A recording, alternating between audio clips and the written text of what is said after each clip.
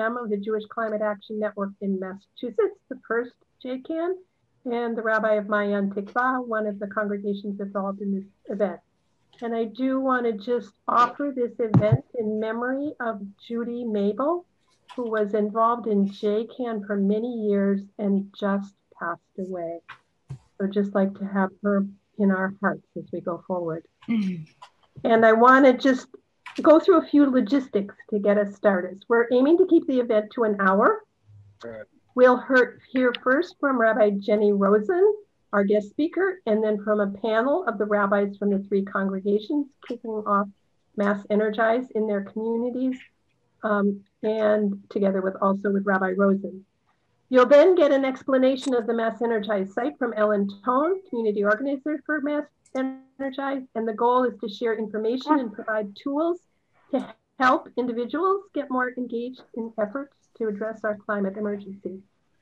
So during the period with the speaker and the panel, we're asking you to mute yourselves and use the speaker view versus the gallery view, which you can set on the top right of your screen if you need to. And we're saving time near the end for question and answers. Don't worry about that. So feel free to pose questions in the chat at any time. And some of those we might address during the session via the chat, and others we'll address in the Q&A portion of the program. And if you're affiliated with a congregation other than the three main sponsoring ones, we'd love to have you put that information in your town in the chat. We also want to say a big thank you to CJP for the MetroWest Jewish Community Fund grant that is provided the funding to kickstart the JCAN-MassEnergize collaboration, and also to Congregation Bethel of Sudbury for being the community to get us started and work out all the initial kinks. So they've been up and running for a bit. We're recording the event tonight, and the JCAN website will provide access so you'll be able to share it with other people who couldn't make it tonight.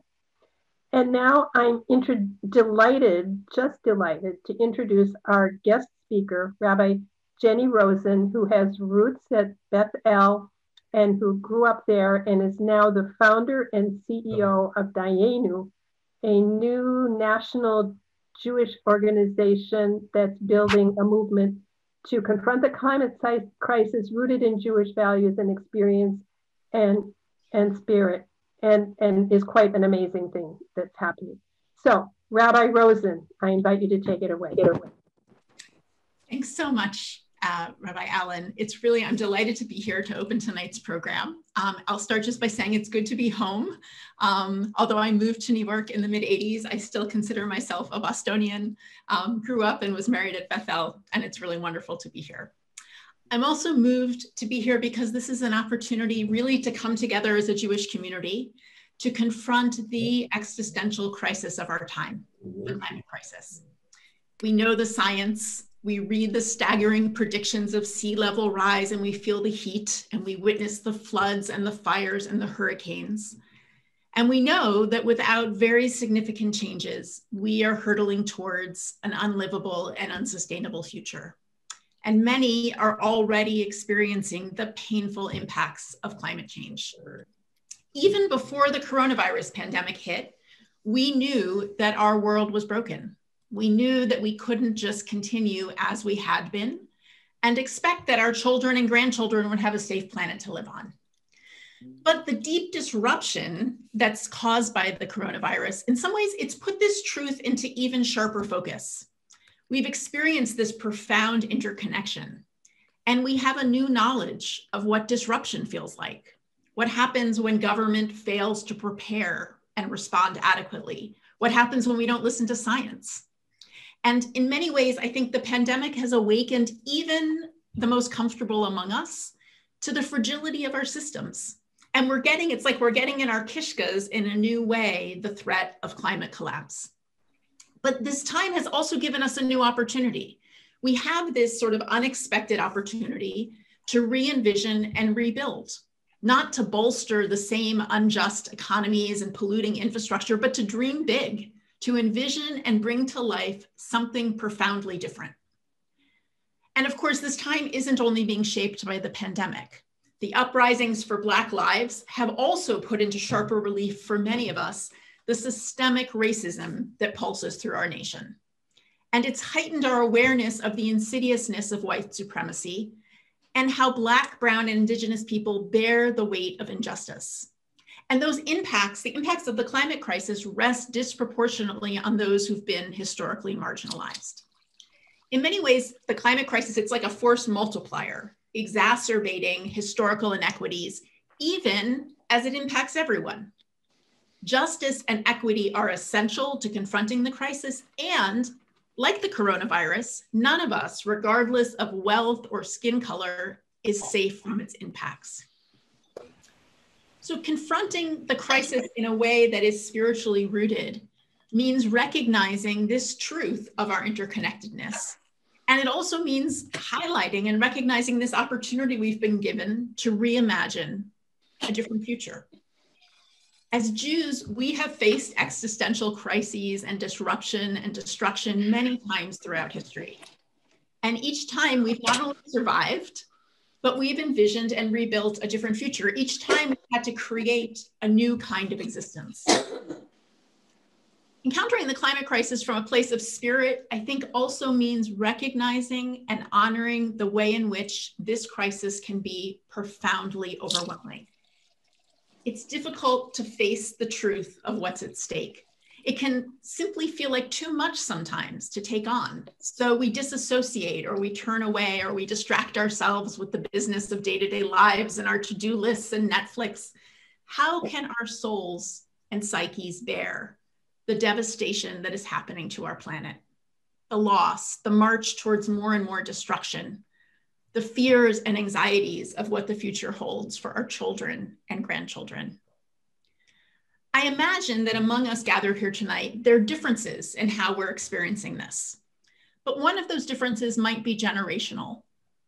For those in the latter third of their lives, boomers, many feel a sense of sadness and guilt about what they're leaving to the next generation, aware that they won't be here to bear the brunt of what's ahead.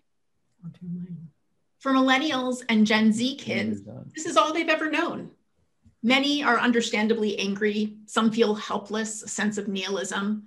But these are also the generations that are leading the way with a clear voice and powerful mobilization.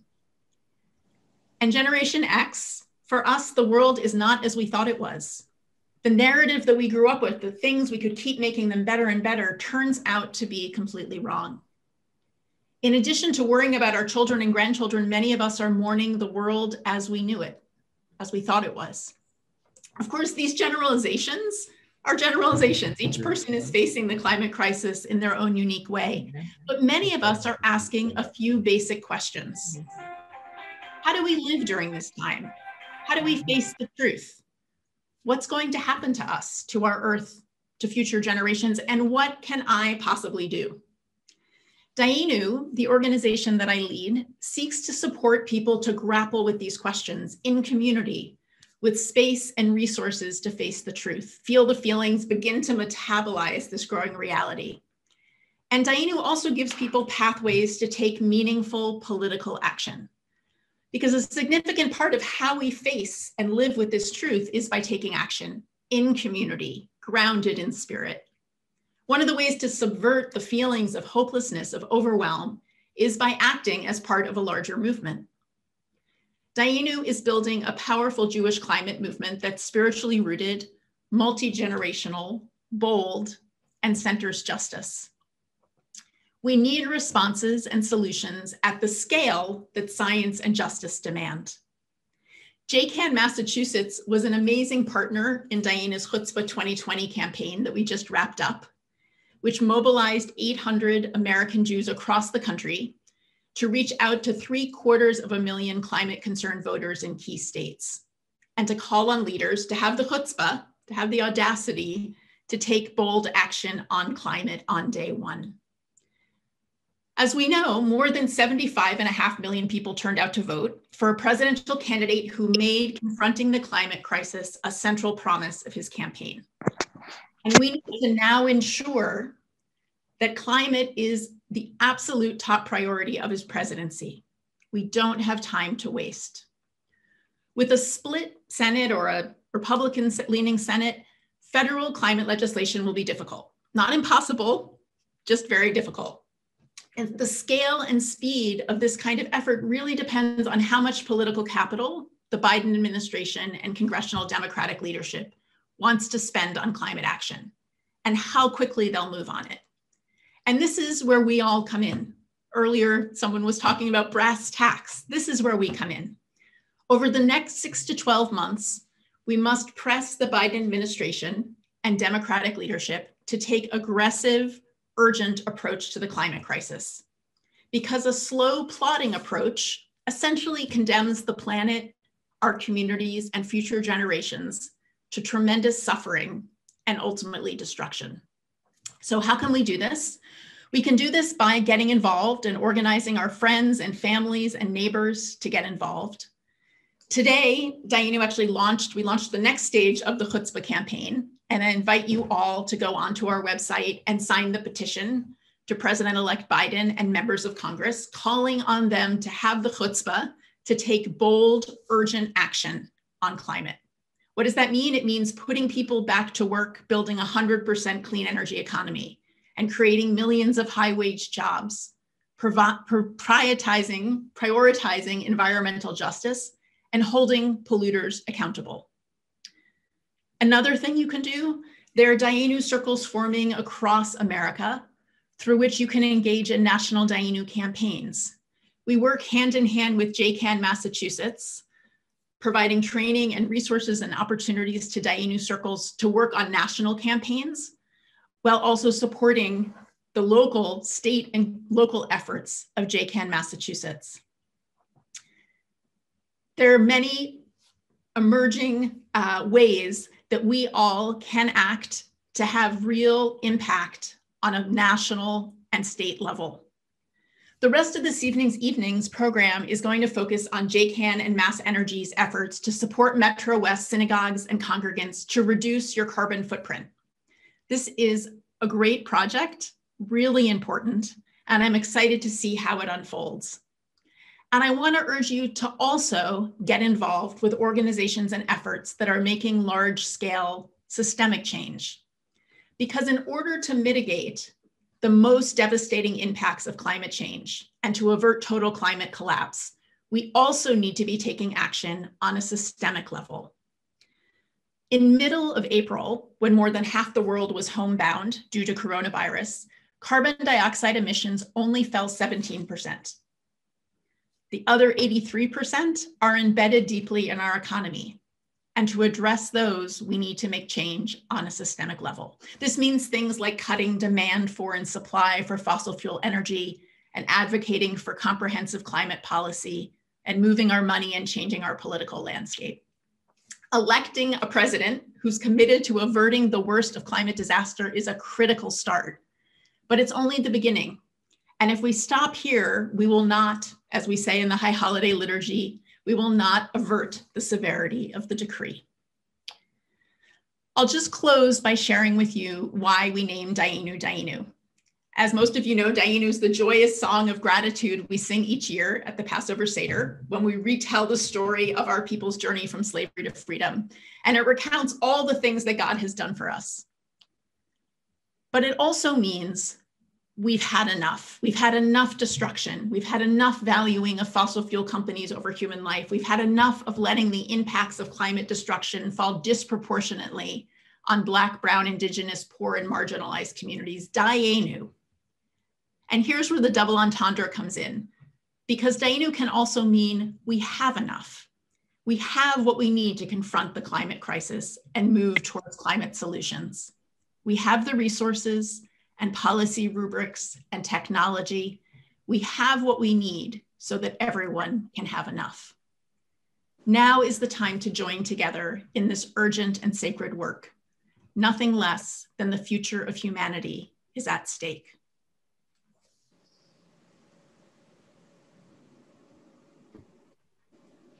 Yashar kochech. Rabbi, thank you just for such powerful, prophetic words of guidance. I'm Rabbi Josh Brandel of Congregation Bethel in Sudbury, which may have been mentioned once or twice as an institution earlier this evening. And Rabbi Rosenn brought us very beautifully to this next stage of our evening together. Rabbi, you spoke about interconnectedness, and you spoke about community, and you spoke about the Jewish ethic to act.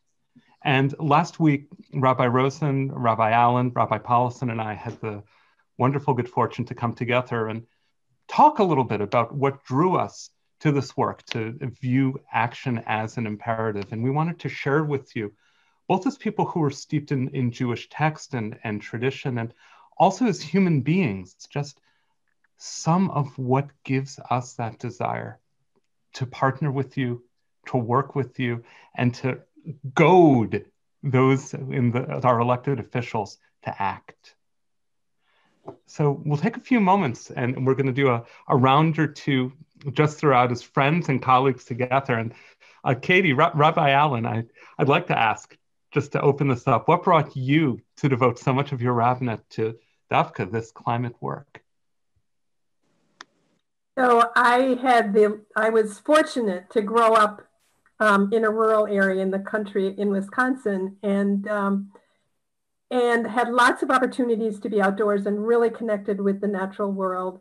And in particular, one memory that always stands out for me is a memory of they were on the other side of the little valley. There was a grassy hillside where that was my retreat. That was my place when I would go when, especially as a teenager, when you're a teenager and you just want to get out of your house, that was my spot. And so I just have this deep sense of having received healing from my experiences of being in the natural world. And that has just been true for me my entire life. And so I wanted to do work. I wanted to do work to help heal the destruction, the devastation, the things that I saw happening, the danger to humanity and to so many other more than human creatures and living things. But I needed to do it from the deep place in my soul, which meant that I need to do it from a Jewish perspective. And I couldn't find it, but I needed that. And that was what propelled me to get JCAN going, because I was blessed to find other people who felt the same way that I did and wanted also to be doing this work from their Jewish place in the world. And so that's what we have now. And I'm just so thrilled that we have grown and spawned other JCANs and now are connecting with other organizations like Dayenu that are making this work happen at a national level. So I'm just happy to do that. And I'm gonna turn around now and ask a question of you, Rabbi Paulson. And just wondering which Jewish texts or practices ground or inspire you regarding climate? Thank you, Rabbi Allen, for asking. I'm excited about this question because there's so many Jewish texts that really ground us in the mitzvot, right? The sacred Jewish obligations of taking care of the earth, the environment, and fighting climate change. But when you ask me this question, what comes to mind for me is in the book of Devarim, in Deuteronomy chapter 20, verses 19 to 20, the Torah says the following: when in a war, you are waging against a city, when you have to besiege that city for a long time in order to capture it, you must not destroy its trees.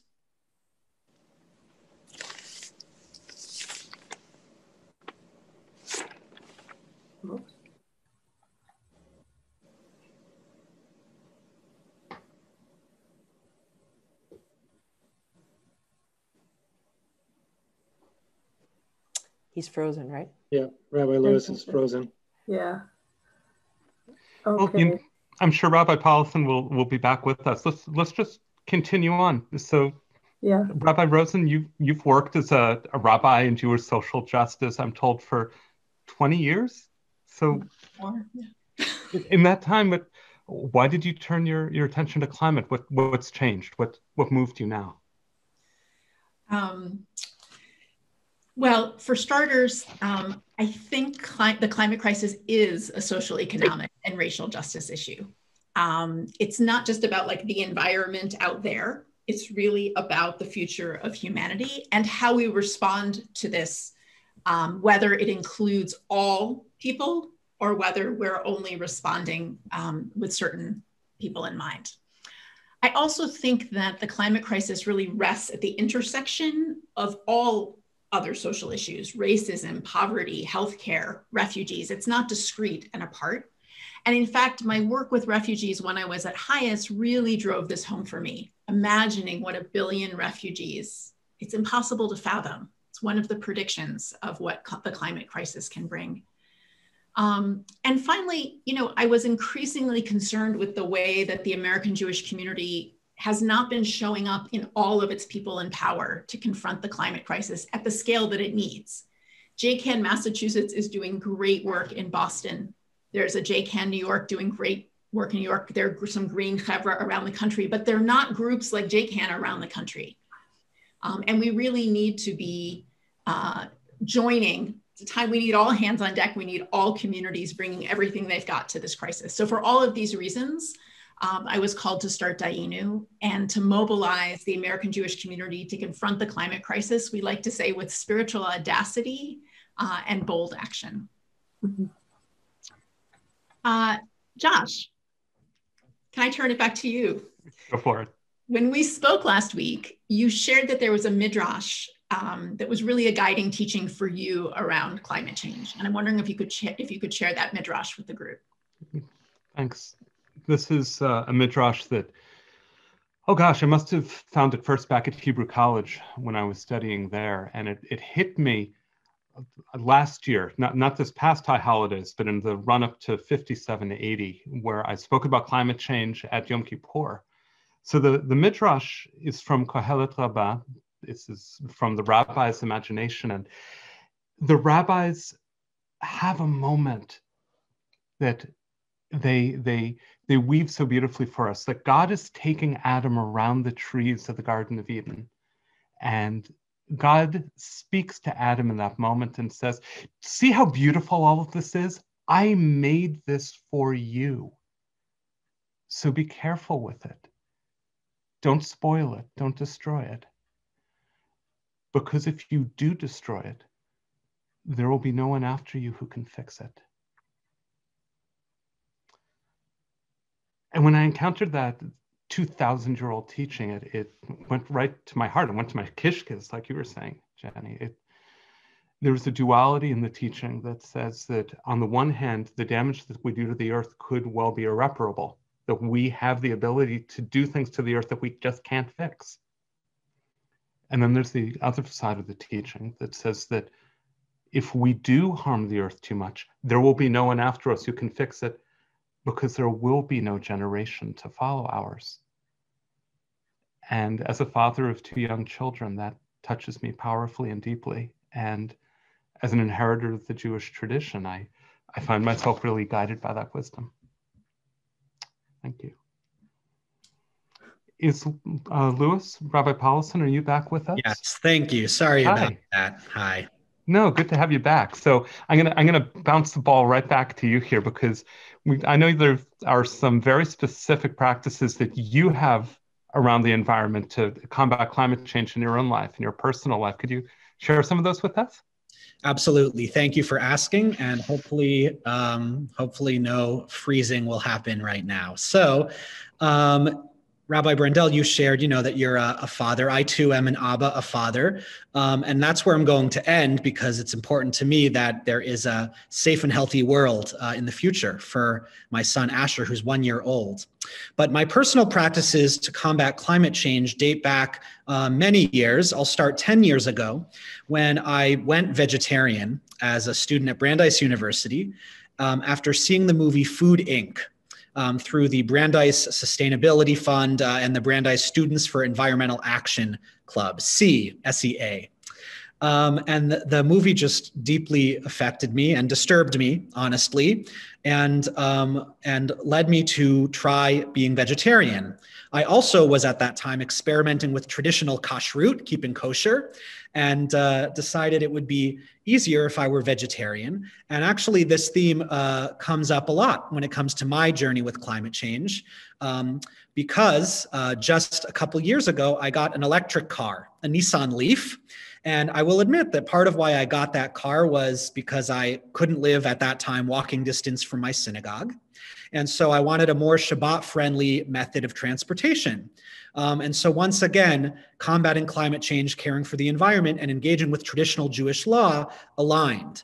And that sort of tells you a little bit about who I am and who I seek to be in the world. I'm also thrilled that I live in a neighborhood where we can compost. We can opt into composting our leftover food and other biodegradable items. And I will also highlight my son, Asher, who wears a lot of beautiful hand-me-down clothing, both because of the generosity of members of the MetroWest community who have children and have given us hand-me-down clothing, but also because in a conversation with my wife, Gabriella Feingold, who I believe is on the call, we realized that that is a lot of waste that goes into creating and selling new clothing. And there is no need really for a one-year-old to have a brand new store-bought clothing item when there's a beautiful set of clothes that our friends and our neighbors could loan to us. So those are just a few of the things that I do in my personal life. Eating vegetarian all the time, not only during the week, but all the time, composting, driving an electric car, and using hand-me-down clothing for my son so that he can have a safer and better world for the future. So thank you, Rabbi Brendel, for asking me that. I'm going to now ask Rabbi Rosenn, Jenny, is there a particular Jewish concept, source, or text that you find particularly resonates or guides your climate work? Thank you. The story at the core of the Jewish people's narrative, as we know, is the story out of Mitzrayim, out of Egypt, right? Literally a narrow place, a place of oppression and genocide, which many peoples have faced, including the Jewish people. And when we're wandering in the desert, God reminds us that the path forward, our redemption, is not in heaven or beyond our reach. Lo b'shamayim hi, our redemption is in our hands. And in Devarim, in Deuteronomy, God says, it's not too baffling for you or beyond your reach. It's not in the heavens or beyond the sea. No, the thing is very close to you, in your mouth and in your heart to do it. The future of the world is in our hands. It's in our hands as in it's on us, it's up to us.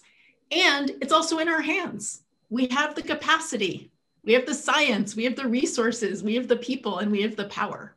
And this is really a guiding teaching for me in this work. Lo b'shamayim hi. It's not beyond us in heaven. It's in our hands and in our hearts, and we can do it. Rabbi Brendel, when did you first become aware of climate and environment as an issue?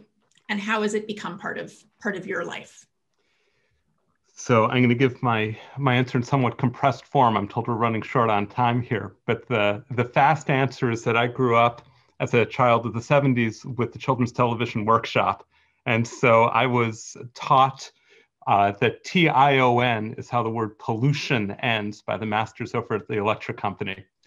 And having New Yorker parents and growing up in this part of the world, I could see the effects of pollution around me. More importantly, for my spiritual development, when I was in the Berkshires in Pittsfield for almost a decade, I could see what happened when GE had dumped PCBs into the local environment. It was everything to the local economy. And when it left, this beautiful, exquisite part of Massachusetts was left to pick up the pieces by itself. And through my work in the Berkshires with the interfaith community, with the Jewish community, just in my own life, I realized that to really appreciate the world, I also need to care for it. And that's something that I need to do as a human being. And that's something I need to do as the inheritor of the Jewish tradition. So I would love to share more about that, but I'm going to turn the ball bounce the ball right back to Katie for our last question in this segment of our evening. Just Katie, what aspect of Judaism speaks to you about what we're doing, the power of the work that JCAN and MassEnergize are doing together? How would you summarize what we're up to from our tradition? Thank you. So I'm going to mention two things. One is, so in Genesis, in 2:15, the second Genesis story, it tells us that God took this earthling, this Adam, and placed him in the Garden of Eden, and it's usually translated as to till and to tend. But the words in Hebrew, le'ovda u'leshomra, ovda is the same root as avodah, and which also, if we think about the temple service, that was avodah in the Torah. And so there is in this root also the meaning of service. So I like to translate this as to guard and to serve, and that's our mission, is to guard and serve this incredible creation that we're given.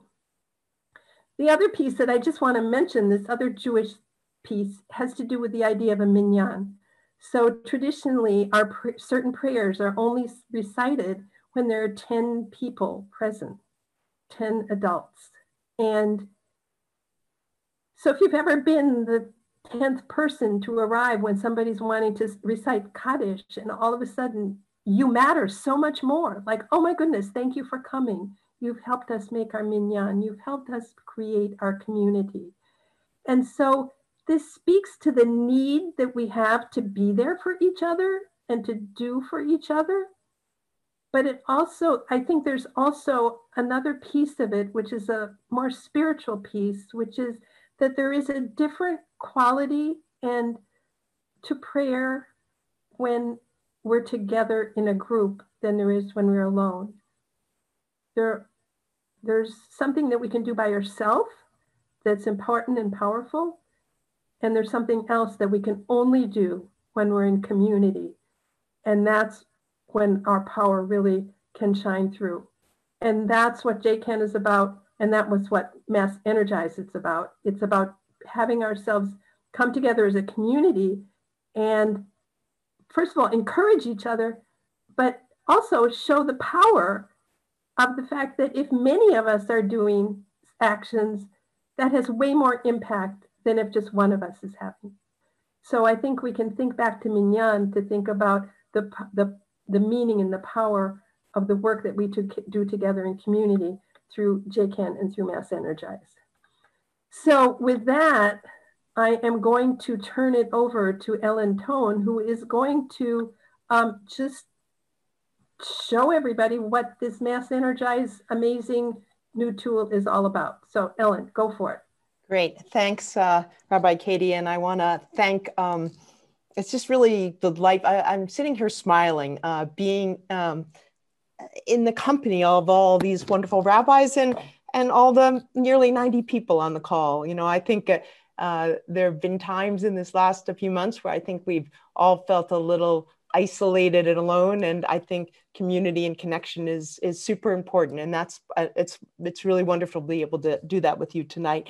So in terms of climate, I'm going to show you a tool that MassEnergize, which is a nonprofit that seeks to engage households to take action on climate change, both in their individual lives. And I agree with Rabbi Rosenn that systemic change is really how we really make big actions. But we have to also start with ourselves, and we have to feel power and agency. And it's very important at this time that we be both vocal and visible in our actions. You know, we can do it, but if nobody knows, then we haven't accomplished what we need to accomplish, which is to really make this an issue that's very vocal and visible. So let me share my screen and show you the website and tool that we have built with JCAN. You can, somebody give me a thumbs up. Jenny, you can see this, right?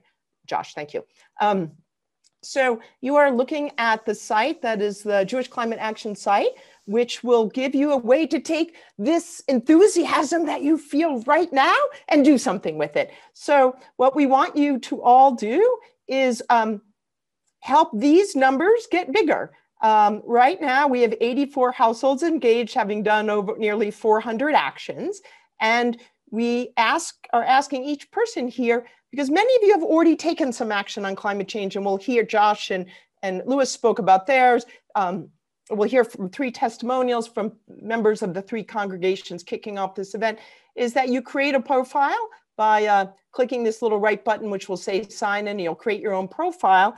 And what you then will be able to do is go to congregations and teams. And if you're a member of one of these congregations, you always hate it when you do a live demo and it does that. You'll go to one of these congregations and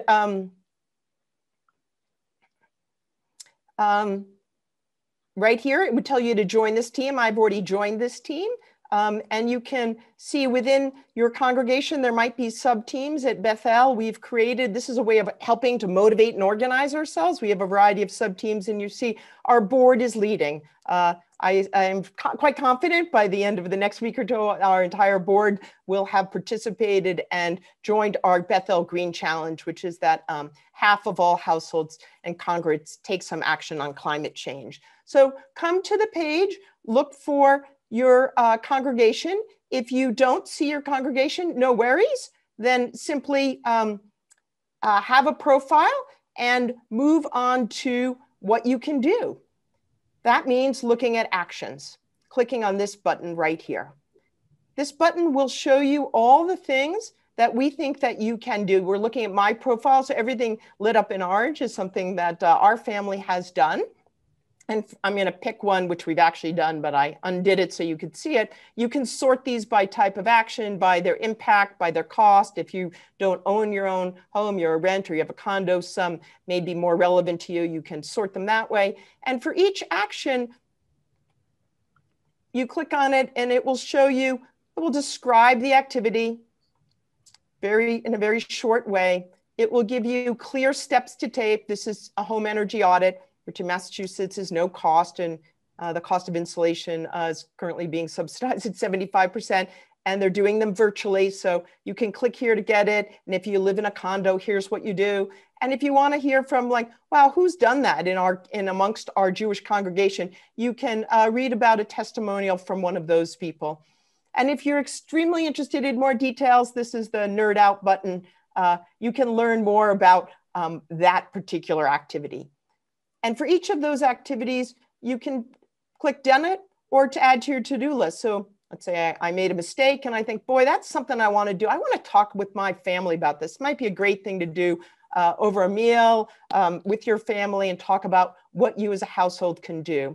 So that would be an example of one. I want to show you one we hadn't done, which we actually have done, which is an electric car. So this is the description of why do it. Again, the steps to take. This is a great website to browse, and there are some wonderful deals negotiated through a nonprofit here in Massachusetts that has pre-negotiated rates for electric vehicles. So we, in fact, have done that. I will add it, and you can see how that changes my actions here. So what does that all add up for you as an individual? You can go here and look at your profile and see what you've done and the impact in terms of avoided carbon dioxide, greenhouse gas emissions annually. So challenge your friends, see how you did relative to them. And if you happen to live in another community that MassEnergize is working with, you can also make sure your actions count in these places like Wayland, Framingham, Springfield, and Newton, for example. Lexington will be coming on shortly. So those are actions, and I want to particularly call out Dayenu. We have actions. I do agree on systemic change being extremely important, and thrilled to add Dayenu here as an action. And again, description, steps to take, including getting involved in chutzpah or starting a Dayenu circle. So you can find information. We're trying to really be that one-stop shopping place for all of us working together. We can see collectively what our impact is. We've just launched a couple of months ago, and we can see the households we've engaged. We get a sense of what we're doing, and we can look at our collective impact. One last point I want to make, just in this category, if you're working with your one congregation and you want to figure out how to be more connected with people doing this work, if we were in congregation Bethel, we could say, boy, there's a member, I don't see your name here. John, you're at Bethel. I don't see your name there. I can email you and say, hey, join this team. And it'll pull up an email saying, join this team. And here's a link to get to it. You can share it on Facebook and on Twitter. Make yourself vocal and visible in your actions. So this is a way to easily make the work that we're doing connected with others in our community. So I think at this point, I want to hand it off to someone who has taken action. And first, I believe I'm turning it to Tilia at Oratid to just talk about what she's done very briefly and make it a little more personal. Okay, well, thank you. Can everybody hear me all right? Yay, I see nodding. All right, well, my name's Telia Jacobs, and I live in Framingham, which is a small city about 25 miles west of Boston. And I am a member of Congregation Oratid with Rabbi Paulson, whom we heard from earlier. And I'm mainly a teacher / crime writer now, but in a previous career, I was a park naturalist down in Virginia, outside the DC area. And that certainly was I had already always known that nature was good, but being involved in it as an interpreter, as an outdoor educator, was really a deepening of my convictions, and it also gave me a lot more knowledge to back up my assertions that, for example, nature is good and also worth preserving. Before that, about a decade before that, I was a middle school student in the 1970s, and I realize I've just dated myself, but so be it.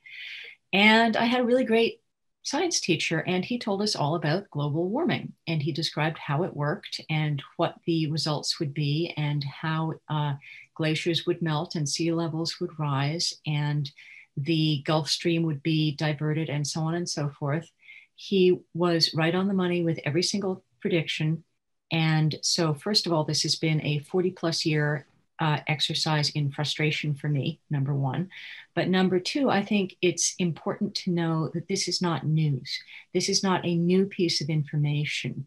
This isn't some, radical conspiracy put out by Greenpeace. This has been around for a long time. So I do think it is really important to know the history there. We've known about this for a long time. All right, so on a personal level, what have my family and I done recently?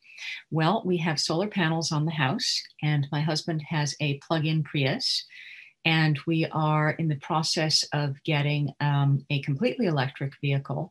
And these two are going to work very nicely together because it means we actually will have a solar-powered car, which we think is awesome.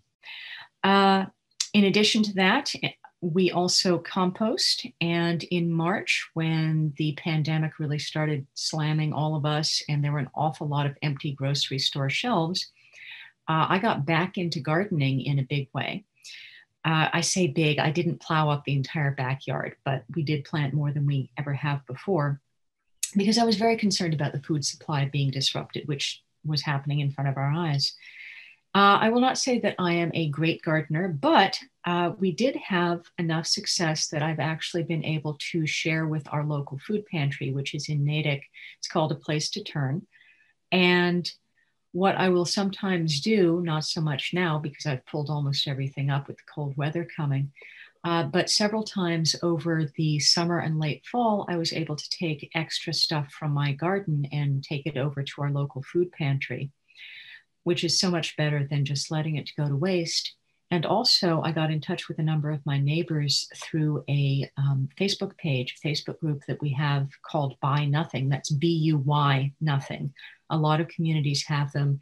It's basically a free exchange among neighbors of anything. And A Place to Turn would take garden produce on Monday mornings, just that one day a week. And so on Sunday nights, I would send out a call, hey, does anybody have anything left over from your garden? And anybody who said yes, I would say, great, send me your address, leave it out, in a bag or whatever. And I would drive around, pick everything up and take it all over to the food pantry.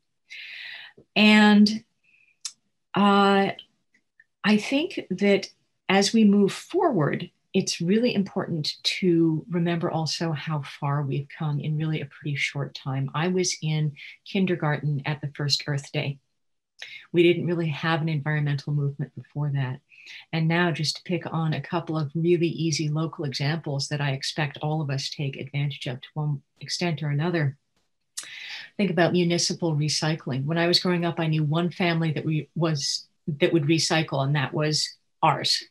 My dad, throughout the 1970s, would tie up bundles of newspaper, put it in the car, and drive it to a recycling center. Well, now you don't have to do that. They'll come and pick it up for you. Municipal composting. Think about it. Just, I don't know, maybe 5 years ago, that was crazy talk. What? Put out your rotting, moldering garbage for somebody to pick up in a specially organized, and now that's normal. So, I think as we move forward, we're going to be requiring paradigm shifts for a lot of the ways we do things, but let's always keep our eyes on the prize. It might take a couple more generations, but as Rabbi Rosenn said, yeah, we have the tools, we have the technology, we can absolutely do this thing. Okay, Susan, take it away. All right, full disclosure, that's my sister Ellen, and I have been given 90 seconds. And when your older sister gives you 90 seconds, you don't go over. So I'm setting a timer. Go. Okay. So easy things that I've been doing for a while. I love that Rabbi Rosenn said he's a vegetarian. I've been a vegetarian since 1979. I forget to count it, but there it is. Love composting. I love turning it over actually and then spreading it in my garden. I think that's a very cool feeling. And we do a lot of recycling, and we did the mass energy audit, which is incredibly easy. And we got this enormous box of light bulbs, 35 light bulbs. They're LED for our household, and you can get insulation. It is quite a great deal. And then I have to credit my brother-in-law, John Harper, because I was giving up my lovely Toyota Yaris that I had had for an insanely long time. And it was a good little car that cost me no repairs. And I hated that I had to give it up. And I said to John, I really want an electric car, but I got to drive to Vermont to see the kids, and it won't go that far. And he said, well, there's this movement of community cars. I'm like, what are community cars? He's like, well, when you need to think about, like, what are you using your car for most of the time? Most of the time, you're not driving over 150 miles in a day. So you borrow someone's car when you need to go over 150 miles. I'm like, whose car? He's like, my car. And I said, great, I'll buy an electric car. So I've leased a Nissan Leaf. It's great. I would not turn back at all. I love plugging in. We also just put in a new AC heat pump. So it runs on electricity until it either gets too cold or gets too warm, depending on the season. And then it clicks over to gas. So super good for the environment. I'm going to make a plug for Steve Bright, who came over, consulted to us, and helped us figure out how we could sort of pick the right one.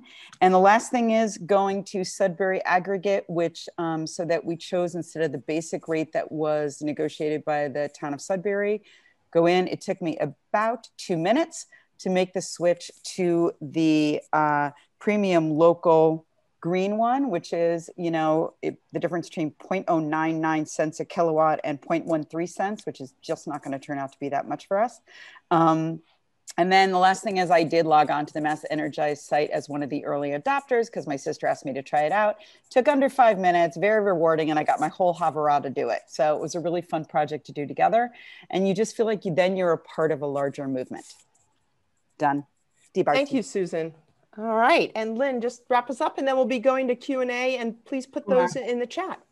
I'll be very quick. So my name is Lynn Garone. I'm a member of Mayan Tikva, and we joined Mayan Tikva because we were looking for a different type of congregation that was focused on the environment and with the vision of Rabbi Katie. That's what we do. And personally, we do lots of different things in my home. I do have a Prius plug-in, an SUV hybrid. We're a solar house. We pay nothing for our electricity. We have enough panels to cover our electric bill. We compost. We use the Mass Save audit. We have LED lighting. We're not vegetarian, but we are eating less meat lately. And we have energy efficient appliances. And in general, what I would also like to add is that we've joined the site here, of course, the MassEnergize site, and it's it's really motivating. And I think what's really important is that we bring this activism everywhere, and I've brought it to work. And I started a green movement at work. And we also, the company, I've gotten my company to join the United Nations Global Compact, which is all about really addressing these very serious issues in the world.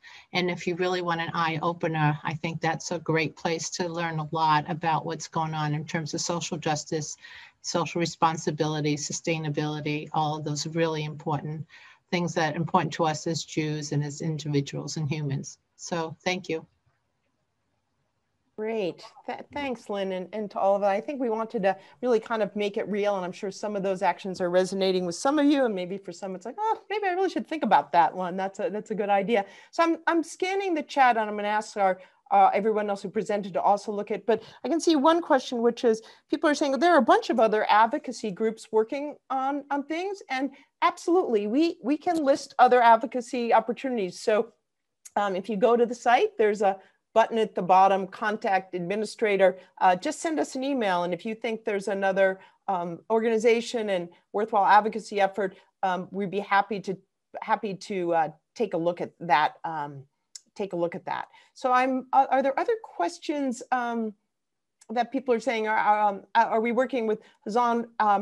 I think all of our congregations have at various points. We're not currently doing that as part of this effort, but something interesting to think about. And I can see a robust discussion going on in the chat around recycling, which I don't know if anybody wants to wade in and sort of, there are challenges with recycling right now, but I don't know if we want to get into that level of weeds. So any other questions, John, you're seeing there? There's a question from Gabriella.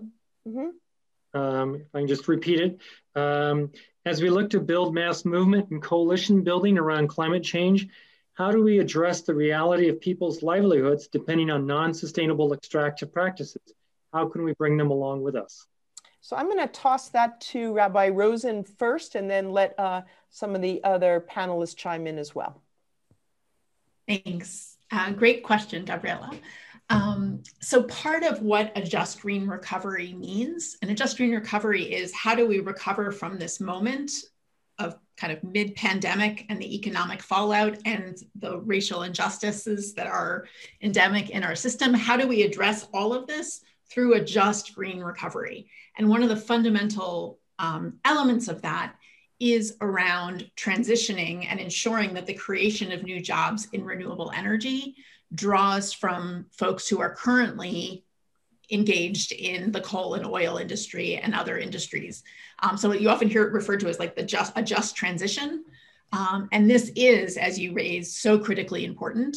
And that's part of what having a lens of racial and economic justice when addressing climate really centers that it's not only about emissions, it's also about how are we building an economy that brings everyone along as we're building towards 100% renewable energy. All right, and any of the other folks want to chime in on that? It's a terrific response, Rabbi Paulson. I'll chime in very, very briefly.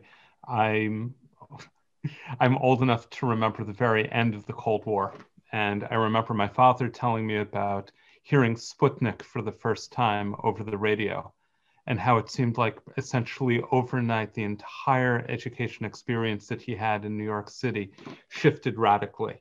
And there was a whole new emphasis on what was being given to students to focus upon. And there was a sense of mission and solidarity and unity and empowerment that they found in the face of the perceived Soviet threat. I dare say that we could, if we had the political will, frame the climate crisis as a similar kind of opportunity, not to combat other countries, but rather to unite together in the face of an existential threat. I would also note, I believe it was the master writer, Robert Heinlein, who said that any dollar that one invests in scientific research will return to you tenfold. It may take a few decades, but the dividends will always pay off. If the will is there, we can make it happen. I would encourage everyone to look at the chat because they're very specific questions and people are responding with really interesting actions about recycling products, using free cycle, making sure things get passed on, and we really think about sort of life cycle. So, I think part of what we're hearing is that we need to do every action we take. There's a climate lens you can put that through, and there's also an equity lens that you can put that through, and that needs to happen for all of us.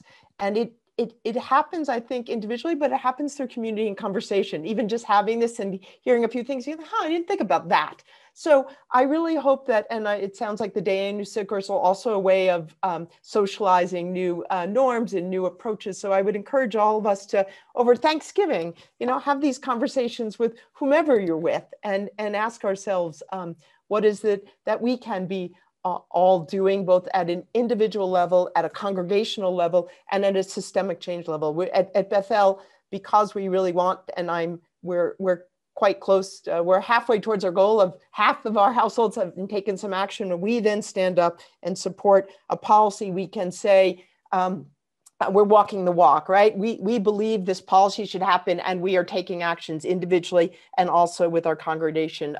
As Susan said, she's purchasing 100% renewable for her electricity supply. And I just want to shout out to the Bethel board that made that commitment also to buy 100% renewable electricity for our building and operations.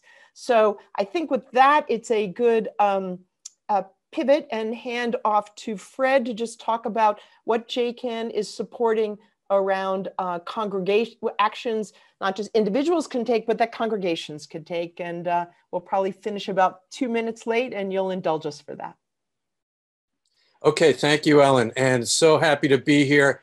It's been about a year, I think, since I first started nudging that JCAN and MassEnergize should work together. And I'm so glad we're doing it finally. And it's great to be at the official kickoff here. So it's very exciting. So first though, a lot of people have been chiming in with the chat. That's great. I consider everybody who showed up to be a Jewish climate activist. So I'd like you to do something active, find your reaction button and do a thumbs up if you consider yourself a Jewish climate activist. Find the button, and Thea's going to take a quick, or you can put your thumbs up on your picture too. Thea's going to take a quick look and see how many. And even if you haven't shown your video yet, put an electronic thumbs up. Thanks very much, everybody, getting going there. And why can't I push this slide go here? I don't know.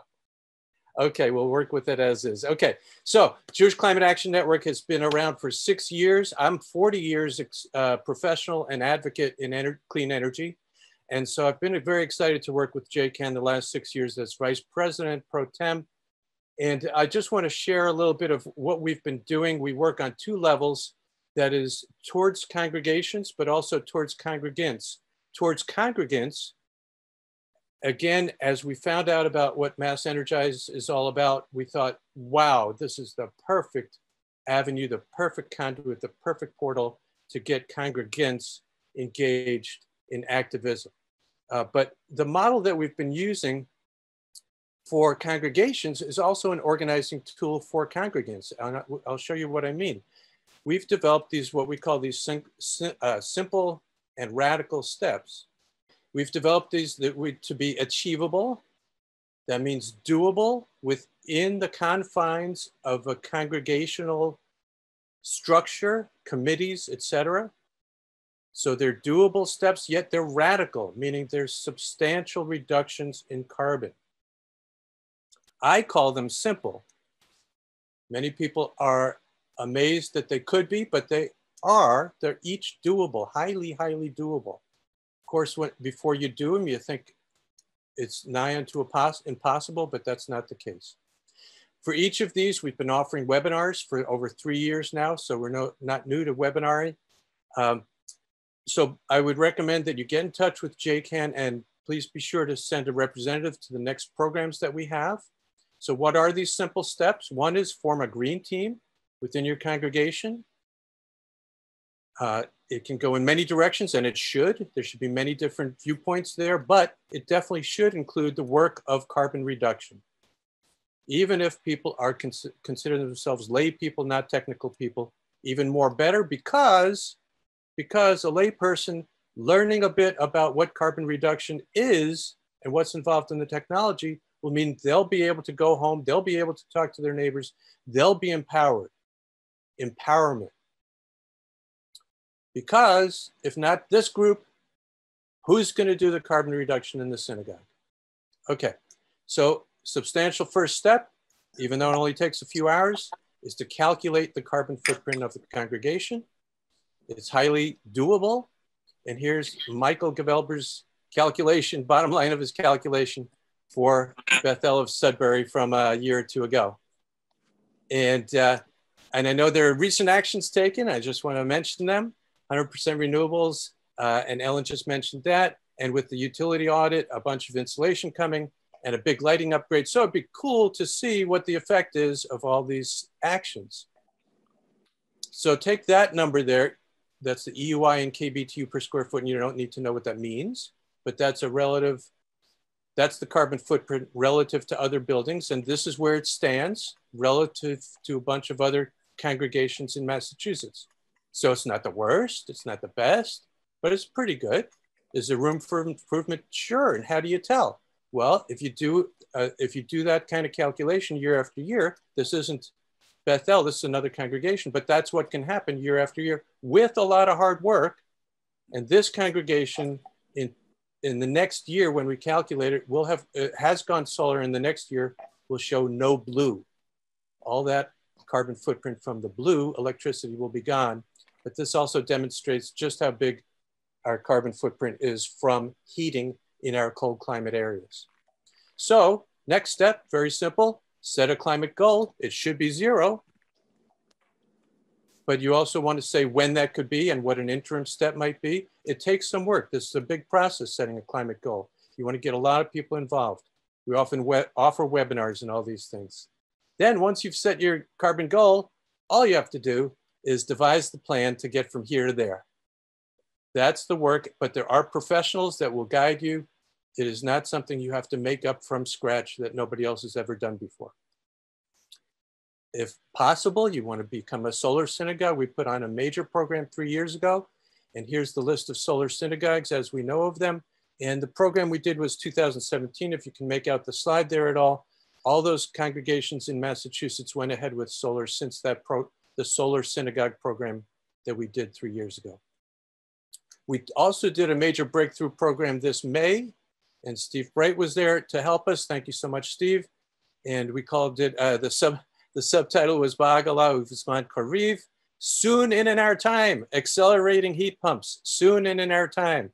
And that's our biggest hurdle. And all we have to do is half of them in the next 9 years.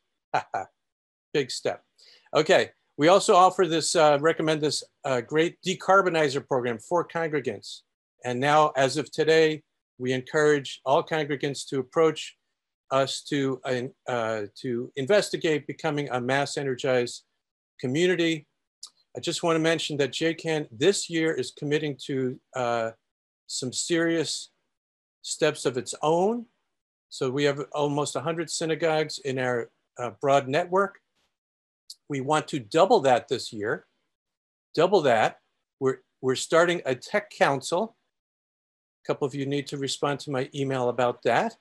And all of this action we see in prep for the 3rd Jewish Climate Action Conference, this one national, coming up April 25th. Put it on your calendar now. A lot will go on between now and then, but be ready. So that's it. Thanks very much, folks. If you have interest in JCAN, if your congregation is not already connected with JCAN, please reach out to us. I see many of the 90 people on this call here, and it's great to see you that have shown up to many JCAN events before, and as I said, are already active Jewish climate activists. Yasher Koach for MassEnergize and JCAN getting it together, and all good things from here. Thank you. All right, Louis, do you want to, Rabbi Paulson, wrap us up? Yes, thank you, Fred. So I'm honored to be given the final call to action this evening. And I want to begin by thanking the organizers of this incredible event. Rabbi Katie Allen, Ellen Tone, Thea Iberal, Janet Green, Howard Bernstein, Fred Davis, Deborah Nam Crane, Telia Klebanov-Jacobs, and John Harper. And if I forgot to mention your name, but you helped out, please forgive me. And please know that we're all grateful to you for organizing this important event. want to thank Rabbi Jennie Rosenn for being our keynote speaker and speaking so beautifully and powerfully this evening, and reminding us all, Dayenu, we can be grateful and we can also say, enough, it's time for a change. Thank you to Rabbi Josh Brindel for also sharing with your characteristic wit and depth.